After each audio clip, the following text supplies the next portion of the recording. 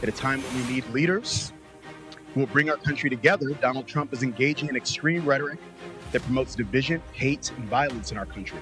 Donald Trump is perfectly comfortable with violence when he thinks it benefits him. In fact, he encourages it. President Biden's re-election campaign is accusing former President Trump of embracing violent political rhetoric. Just days ago, Trump shared an image on social media depicting Biden tied up in the back of a pickup truck. Our Scott MacFarlane joins us now and has a new piece titled "Judges, Witnesses, Prosecutors Increasingly Warn of Threats to Democracy in 2024 Elections as January 6th Prosecutions Continue." Scott, it's great to see you. You have extensively covered cases and prosecutions linked to January 6th, and here we are on the brink of another presidential election. So tell me what concerns these judges and prosecutors have. It's been unmistakable watching the court proceedings play out over the past few weeks, how the warnings have increased from what they were at this time last year or 2 years ago. It's the judges, it's the U.S. attorneys, the prosecutors, and it's some of the witnesses, which includes former Capitol and D.C. police officers, all saying emphatically that we're on the precipice of another election where there's a potential for a violent reaction from whatever became of January 6, 2021, whatever dynamics were at play before it happened. There's fear the same dynamics are lining up. You've heard judges say in so many words that with an election coming, there's an increased need for deterrence to send a message through the cases, through the sentencings, that political violence is clearly criminal and unacceptable, but needs to be dissuaded, that there's this toxicity in the politics that's increasing by the day. And these are not political actors. These are judges and these are police officers saying as much. I want to ask you about the presumptive Republican nominee, of course, who faces his own accusations about playing a role in January 6th, Donald Trump, who recently posted a picture of President Joe Biden tied up in the back of a truck. Now, some would say this is just Trump being Trump, but others have real concerns about what this sort of rhetoric does to contribute to what you just talked about. Can you talk to me about what those concerns are?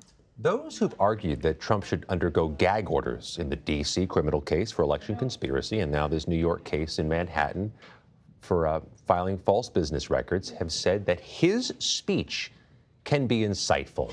His critics will say it's an intentional or a static type of language that may be trying to induce arguments against or the targeting of public officials. I think those who may be not critics of him, but those who are following the judicial system say there may just be people who follow whatever he says and take action on their own. We've seen that here in Washington. We've seen that with a case of a man named Taylor Taranto, who's pleaded not guilty to federal charges, who was accused of menacing outside the Washington, D.C. home of former President Obama.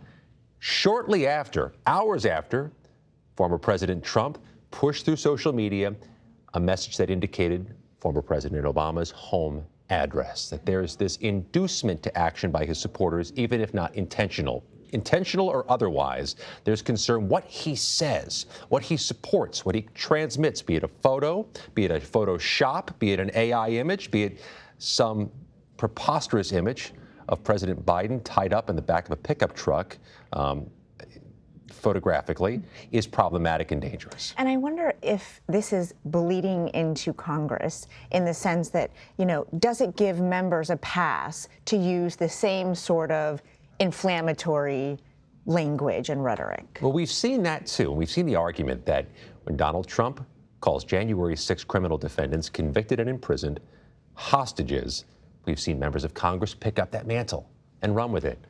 The head of the House Republican Conference, who's in charge of messaging for House Republicans, Elise Stefanik of New York, has echoed the term hostages. Others in the Republican Party have echoed the term hostages, or the argument January 6 defendants are political prisoners. Over the past few weeks, as we watch the court proceedings play out, CBS News has noticed police officers speaking at hearings saying this is unacceptable, this is objectionable. If he's calling them hostages, who are we? The hostage takers as police officers who responded January 6th. What there is a series of warnings that this type of rhetoric, this type of dialogue is on a bad trajectory for all of us the closer we get to November. And we will all be watching very closely. Thank you so much, Scott MacFarlane.